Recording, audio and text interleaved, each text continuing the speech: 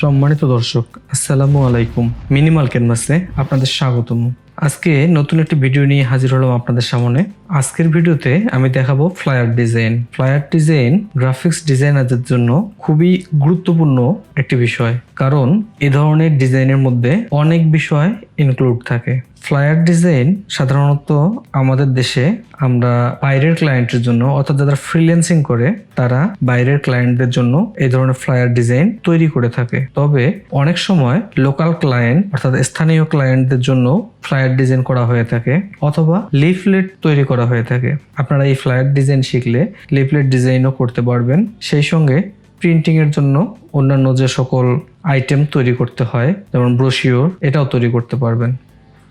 Flyer design করার জন্য কি কি বিষয় জানতে হবে, কোন কোন বিষয় না জানলে আপনার ডিজাইনে ভুল থেকে যাবে, ফ্লায়ার ডিজাইন করার সময় কি কি বিষয় ফ্লায়ারে ইনক্লুড করতে হবে, কি ধরনের ফ্লায়ার ডিজাইন করলে দেখতে সুন্দর হবে এবং ক্লায়েন্ট পছন্দ করবে, এই সকল বিষয় নিয়ে আজকের ভিডিওটি খুবই গুরুত্বপূর্ণ হতে চলেছে। তাই ভিডিওটি একটু স্কিপ না করে পুরো ভিডিওটি দেখতে থাকুন।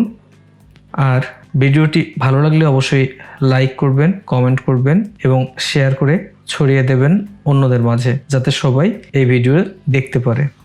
সেই সঙ্গে এই চ্যানেলে নতুন হয়ে থাকলে চ্যানেলটিকে সাবস্ক্রাইব করে দেবেন এবং পাশে থাকা বেল আইকনটিকে অল করে রাখবেন, যাতে নতুন ভিডিও পাবলিশ হওয়ার সাথে সাথেই পৌঁছে যায় আপনার কাছে। তাহলে চলুন কথা না বাড়িয়ে শুরু করি আজকের ভিডিও।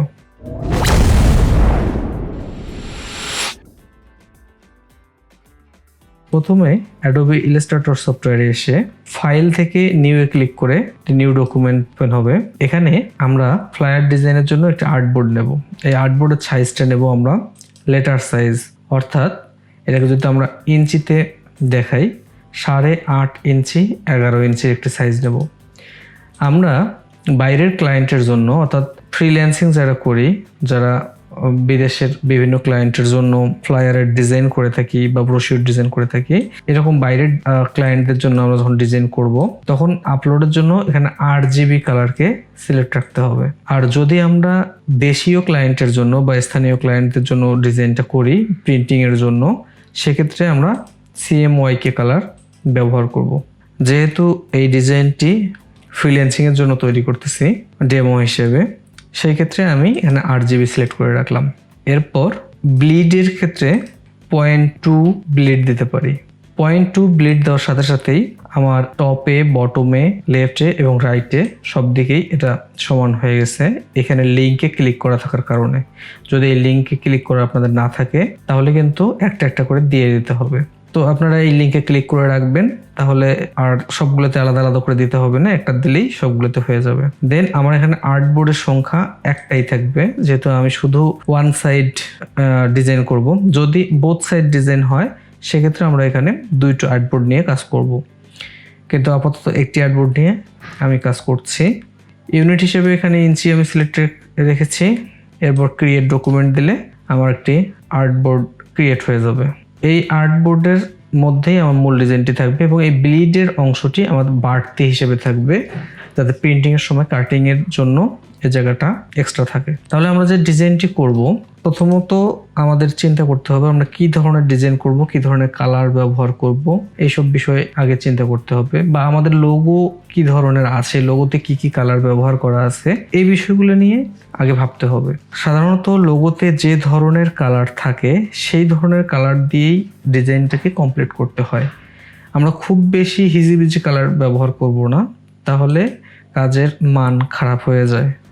কাজের মান বা কোয়ালিটিকে ধরে রাখতে গেলে অল্প কালারের মধ্যে, অল্প লেখার মধ্যে কাজকে ফুটিয়ে তুলতে হবে। এটা একটি রিসোর্টের ফ্লায়ার ডিজাইন হবে। তো এই কাজটি করার জন্য আমি কিছু ছবি অনলাইন থেকে ডাউনলোড করে নিয়েছি। অনলাইন থেকে আপনারা ফ্রিতে ছবি ডাউনলোড করার জন্য পিকজাবে এই ওয়েবসাইটটি ব্যবহার করতে পারেন। এখানে আপনাদের পছন্দ অনুযায়ী ফটো সার্চ করলে বা ইমেজ সার্চ করলে ইমেজগুলো চলে আসবে। এই ইমেজগুলো সম্পূর্ণ ফ্রি এবং ফ্রিতেই সবখানে ব্যবহার করতে পারবেন। আমি এখান থেকে কিছু ছবি ডাউনলোড করে নিলাম।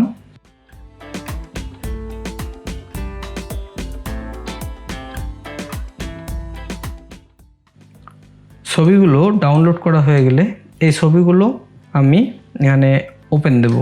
ওপেন দেওয়ার পরে একটা জিনিস খেয়াল করবেন, এখানে যখনই আপনি এই আর্টবোর্ডে এনে ছবিগুলোকে ছেড়ে দেবেন তখন এরকম একটি ক্রস চিহ্ন ছবিগুলোতে ধরে থাকবে। এইটা হওয়ার কারণ হচ্ছে এই ছবিগুলো সব লিঙ্ক হয়ে আছে।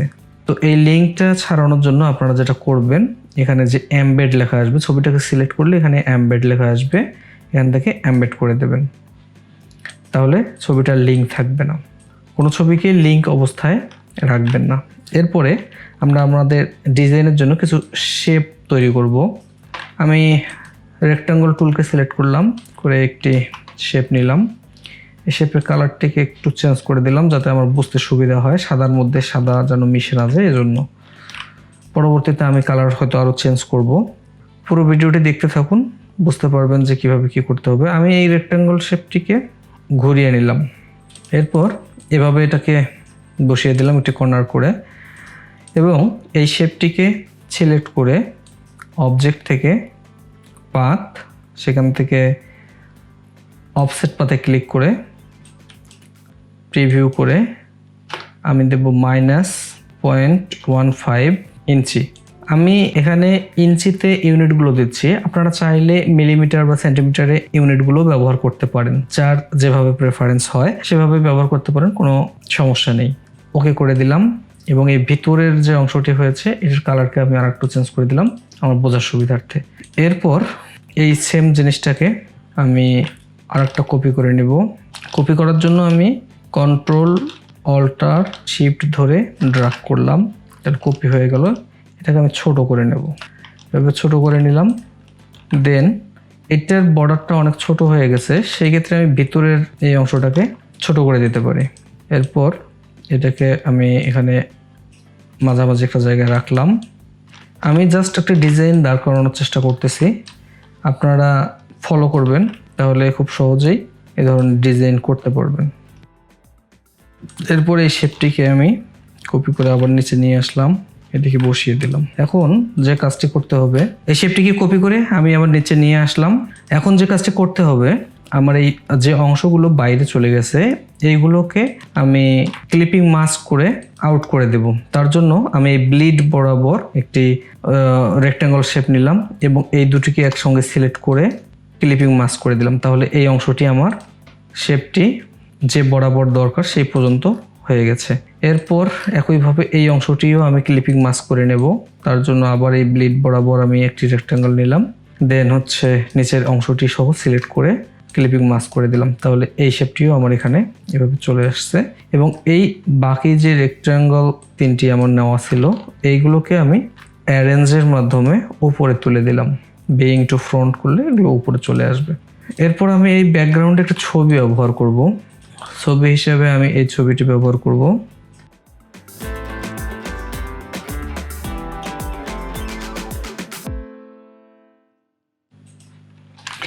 আমি এই ছবিরও বাড়তি অংশটা কেটে দেওয়ার জন্য আবার একটা রেক্ট্যাঙ্গল শেপ নিলাম এবং এই ছবিটাকে আমি ক্লিপিং মাস্ক করে দিলাম। ক্লিপিং মাস্ক করার সুবিধাটা হচ্ছে পরবর্তীতে কোনো সময় আমার বাড়তি অংশটা লাগলে আমি সেটা ফিরিয়ে আনতে পারবো। আর যদি এই অংশটাকে আমি একদম ক্রপ করে বাদ দিই, এটা এখন ক্রপ করা যায় ইলাস্ট্রেটরের মধ্যে, বাট ক্রপ করে বাদ দিলে এই অংশটিকে আর আমি চাইলেও ফিরিয়ে আনতে পারবো না, তখন আবার এই ছবিটাকে বা এই শেপটাকে নতুন করে আমার কাজ করতে হবে, যার কারণে আমি সাধারণত ক্লিপিং মাস্ক করে রেখে দিই। তো আপনারাও চেষ্টা করবেন ক্লিপিং মাস্ক করে রাখতে, সেক্ষেত্রে পরবর্তীতে প্রয়োজন হলে আপনারা এই ছবি বা শেপকে পুনরুদ্ধার করতে পারবেন। এখন এই ছবিটাকে আমি ট্রান্সপারেন্সি থেকে অপাসিটিতে গিয়ে এটাকে 50% অপাসিটি করে দেব এবং 50% অপাসিটি করার পর এটাকে কেমন ঘোলাটে লাগতেছে, এটাকে আমি ডার্ক কালার তৈরি করব। তার জন্য আমি আরেকটা রেক্ট্যাঙ্গল শেপ নিলাম এবং এটার কালারকে আমি খুব ডিপ একটা কালার দেব। দেওয়ার পরে এটাকে অ্যারেঞ্জ টু ব্যাক করে দেব, চেন টু ব্যাক করে দেব। তাহলে দেখতে পাচ্ছেন এটার কালারটা চেঞ্জ হয়ে গেছে, কারণ এটা আমার উপরে 40 বা 50% কালার দেওয়া আছে অপাসিটি, নিচে যেহেতু একটা ডার্ক কালার তাই এটার কালারটা চেঞ্জ হয়ে গেছে, বুঝতেই পারতেছেন। এটাকে আমি আরও একটু ডিপ করতে চাচ্ছি, ব্লুইশ টাইপের, এবং এটার পার্সেন্টেজকে আরও কমাবো আমি। তাহলে এরকম একটি পেপার মোড তৈরি হলো। আমি এখানে ছবিটাকে ব্যবহার করছি, কিন্তু ব্যাকগ্রাউন্ড হিসেবে আমার ছবিটা এখানে আছে। আমি এ ধরনের কালার ব্যবহার করার কারণ হচ্ছে, আমার যে লোগোটি আছে এটি হচ্ছে এই গ্রিনিশ টাইপের একটি লোগো। এই লোগোর কালারের সাথে ম্যাচ করেই ডিজাইনগুলো করার চেষ্টা করতেছি। এরপর এই বর্ডারগুলোর কালারকে আমি হালকা চেঞ্জ করে দেব। এই বর্ডারের কালার চেঞ্জ করার জন্য আমি এখানে চলে আসলাম। আচ্ছা, এখন এটার মধ্যে আমি একটা ছবি ব্যবহার করব। আমি এখানে এই ছবিটি ব্যবহার করব। তো ছবিটিকে এর নিচে দিয়ে এই রেক্ট্যাঙ্গল এবং এই ছবিটাকে সিলেক্ট করে আমি এখানে ক্লিপিং মাস্ক করে দিলে মাস্ক হয়ে যাওয়ার কথা, কিন্তু আমার এটা পূর্বেই মাস্ক করা আছে জন্য এটা নিচ্ছে না। সেক্ষেত্রে আমি এটা লেয়ার মাস্ককে রিলিজ করে তারপর এটাকে মাস্ক করে নিলাম এবং এরপর এটাকে আবার আমি মাস্ক করে নেব।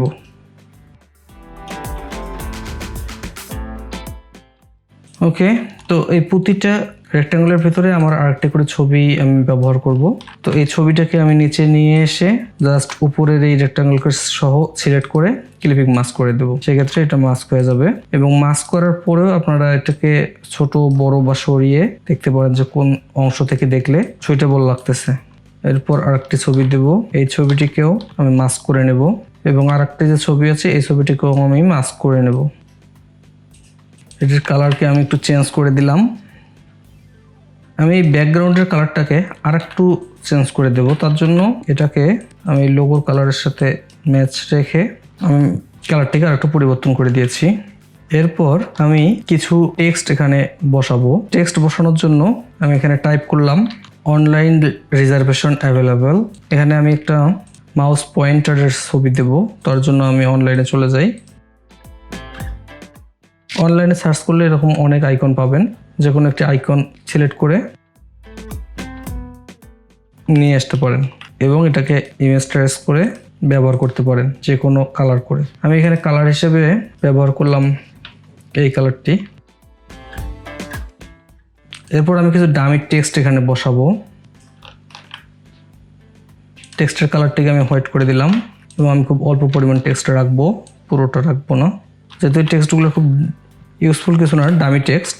তো এখানে আমি আমার ইচ্ছে মতো একটু টেক্সট রাখতে পারলাম। একইভাবে আমি আরও কিছু টেক্সট কপি করে নেব। এরপর টেক্সটের উপর একটি করে টাইটেল দেব। তার জন্য আমি একটা শেপ নিয়ে নিলাম।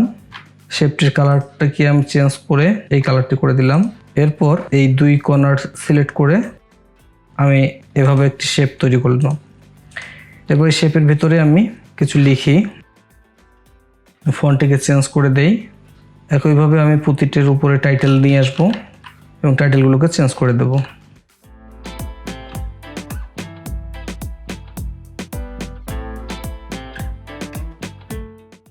এরপর এর উপরে কিছু আইকনিক সিম্বল আমি বসাবো। তার জন্য এভাবে একটি ইলিপস টুল নিলাম। এই ইলিপস শেপকে আমি এখানে বসিয়ে দিলাম। আমি এখানে আইকনগুলো বসিয়ে দিই নেট থেকে ডাউনলোড করে।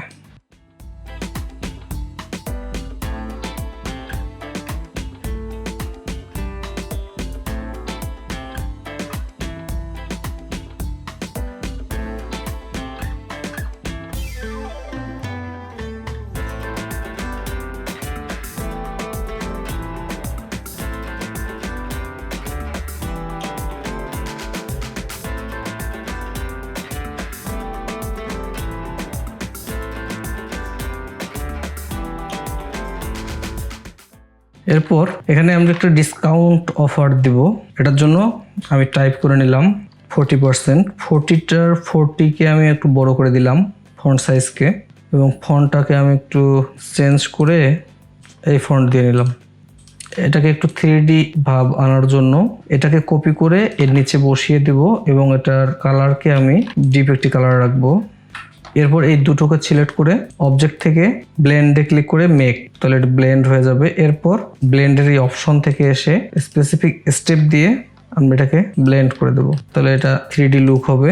এরপর শুধু উপরের অংশটাকে কপি করে আবার উপরেই পেস্ট করব এবং সেটার কালারকে চেঞ্জ করে এই কালারটি দিয়ে নিলাম এবং এর বাইরে দিয়ে একটি স্ট্রোকও আমরা ক্রিয়েট করব। এই স্ট্রোকের কালারটিকেও আমরা এই কালারটি দিব। আমি ভিতরের অংশটিকে হোয়াইট রাখলাম, বাইরে একটি ডিপ কালারের স্ট্রোক দিলাম এবং এটাকে আরো কাছাকাছি নিয়ে এসে এটাকে একটি 3D লুক দিলাম। এরপর আমরা এখানে আরেকটি লেখা লিখব 40%। ডিসকাউন্ট অন স্টেনাইট, এটাকে আমরা একটি ব্রাশ বানাবো। তার জন্য এটাকে প্রথমত আউটলাইন করে নেব এবং ব্রাশে এনে ছেড়ে দেব। এরপর আর্ট ব্রাশ ওকে করে দেব, ডাইরেকশনটাকে পিছনের দিকে দেব, দিয়ে ওকে করে দেব। এরপর এখানে একটি ইলিপস টুল নিয়ে এটি ইলিপস অঙ্কন করব এবং উপরের অংশটাকে কেটে দেব। ইলিপসের আরও কিছু অংশ আমি কেটে দেব, তার জন্য এই রেক্ট্যাঙ্গল দিয়ে শেপ বিল্ডার টুল দিয়ে আমি এটা কেটে দিলাম। এরপর উপরের এই অংশটাকে আমি বাদ দেব, নিচে শুধু এই শেপটি থাকবে এবং ফিল কালারকে নান করে দেব, স্ট্রোক কালারকে বাড়িয়ে দেব, সেই সঙ্গে এই ব্রাশটিকে সিলেক্ট করে দেব। তাহলে এই লেখাটি এখানে চলে আসবে, যে শেপের ব্রাশ থাকবে ওই শেপে চলে আসবে। আমরা এখানে স্ট্রোকের পরিমাণকে বাড়িয়ে কমিয়ে এটাকে অ্যাডজাস্ট করে নেব। সেই সঙ্গে এটাকে অবজেক্ট থেকে এক্সপ্যান্ড অ্যাপিয়ারেন্স করে দেব, এটা আউটলাইন হয়ে যাবে। এরপর এটাকে আমরা একটা স্ট্রোক দেব, সাদা কালারের একটা স্ট্রোক দেব এবং ফিল কালারকে নান করে দেব। তাহলে আমাদের একটা দেখতে এটা আরো সুন্দর একটি লুক দেখা যাবে এবং এখান থেকে এসে রাউন্ড ক্যাপ করে দেব। তাহলে ডিসকাউন্ট অন স্টেনাইট 40%। এরপর আমরা কন্ট্যাক্ট নাম্বারের জন্য একটি অপশন দিব। এটার জন্য আমরা কন্ট্যাক্ট নাম্বারের আইকনটিকে ডাউনলোড করে নিয়ে আসি। কন্ট্যাক্ট নাম্বারের আইকনটি নিয়ে আসার পর এই আইকনটি কালারকে আমরা চেঞ্জ করে দেব। আমরা প্রায় সব ক্ষেত্রে যে ধরনের কালার ইউজ করেছি ওই ধরনের কালারই সবখানে ইউজ করব। এটা লোগোর সাপেক্ষে আমি অ্যালাইন করে নিলাম। সেই সঙ্গে এটার পাশে আর একটি স্ট্রোক আমি দিয়ে নিচ্ছি। স্ট্রোকের কালারটিকেও আমি ওই কালারটি রাখতেছি এবং ফিল কালারকে 0 করে দিলাম।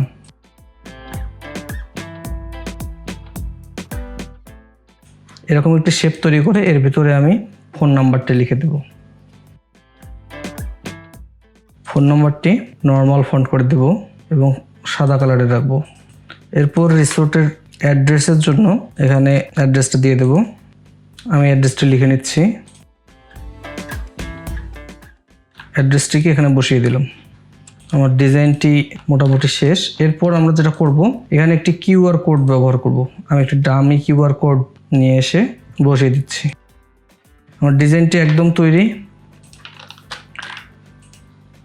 ডিজাইনটি ভালো লাগলে লাইক করবেন, কমেন্ট করে জানাবেন কেমন লেগেছে। পুরো ভিডিওটি মনোযোগ দিয়ে দেখার জন্য আপনাদের অসংখ্য ধন্যবাদ।